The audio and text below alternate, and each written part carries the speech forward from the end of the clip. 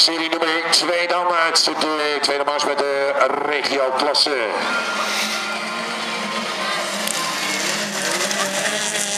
De 13 van Vincent Ophuis. Hij voorlopig aan de leiding en ons vrij snel daarachter. De staat er 114 in dit gezelschap.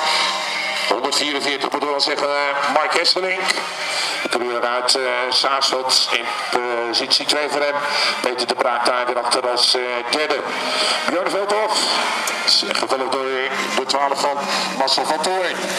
125 is Kai Wolsing met Mark de Vaatjes als laatste.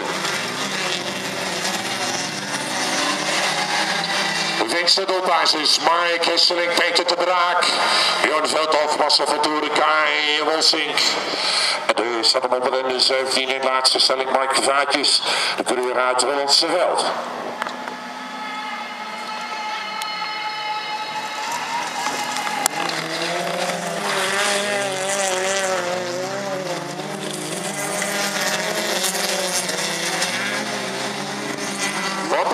Hesselink, joh, die pakt de greppel mee en dan had de stuiter terug op 4 wielen.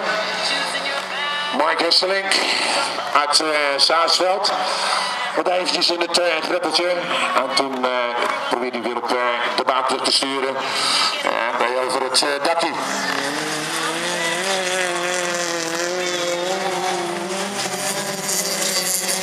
Even de aanval te openen op de koppositie van de stad onder de 13 van Vincent Ophuis. Waardoor de roller Ophuis ruimst was aan de leiding.